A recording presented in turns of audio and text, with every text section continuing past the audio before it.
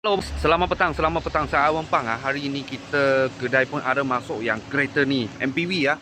Toyota punya MPV, kecil punya MPV lah. Tahun 2016, Toyota Senta 1.5 auto lah. Ini V spec.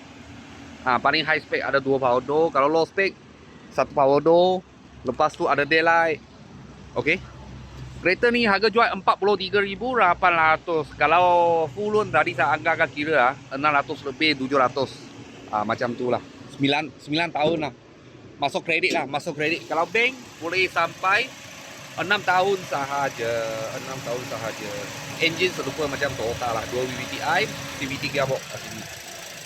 Okey, dia punya tangki pun Toyota juga. Dalam semua original lagi lah, semua original lagi. Dia sebiji MPV punya kereta lah. Okay, dalam macam ni. Warna coklat. Kiri kanan boleh buka punya.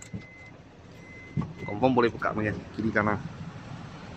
Okay, belakang boleh duduk 2 orang, sini 3. Aircon ke atas aircon ke atas. Depan 2. Tapi dia sisi kecil lah. Sisi kecil. Lepas tu jimat minyak pun tak mahal. Bulan-bulan bayar pun tak mahal. Lepas tu dia punya spare part senang cari. Toyota mah. Tahun 2016.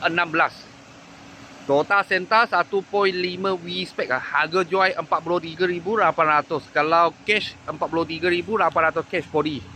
Kalau buat loan anggaran tak sampai 50 lah. Kalau ikat bank tak sampai 50 on the road. Bulanan anggaran 680 sehingga 700 lebih. 700 lebih sikit.